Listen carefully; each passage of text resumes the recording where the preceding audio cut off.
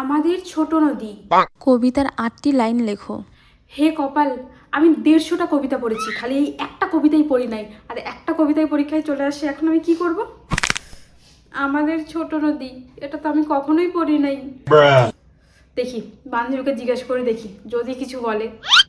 ওদের আবার ভরসা নেই, ওরা পড়েছে কিনা কে জানে। আমি তো 150টা কবিতা পড়েছি, ওরা মনে হয় না একটাও পড়েছে। তা জিজ্ঞেস করে দেখি। বান্ধবী, আই বান্ধবী, বান্ধবী, কি হয়েছে রে? কি ডিস্টার্ব করছিস কেন? আরে আমাদের ছোট নদী কবিতাটা একটু বল না।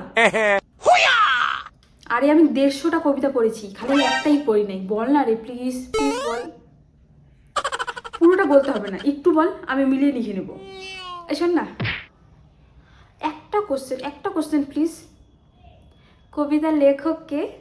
রবীন্দ্রনাথ ঠাকুর। আচ্ছা, রবীন্দ্রনাথ ঠাকুর। ওকে,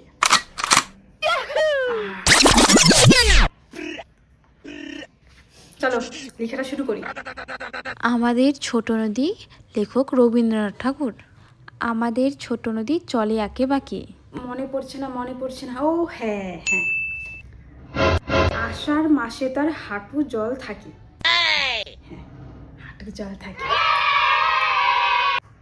পার হয়ে যায় গরু। পার হয় ট্রেন। ও এর আবার জায়গাও কম দিয়েছে। কোনো ব্যাপার না, ট্রেনটা উপর দিয়ে যাক। ট্রেনের মধ্যে সবাই পার হয়ে গেছে, ব্যাস। দুই ধার উঁচু তার। মাঝখানে নদী। বেশ ভালোই কিন্তু মিলছে। থাকে ট্রেন নদী। ভালোই মিলছে। পরের লাইন বাকি। চিকচিক করে বালি। কোথা নাই কাদা। আমার বান্ধবী সব থেকে বড় গাধা। 1 2 3 4 5 6 7 8 9, 8 লাইন লিখতে পড়েছি, সেখানে আমি 9 লাইন লিখে দিয়েছি। গ্যাস, ফুল নাম্বার তো আমিই পাবো।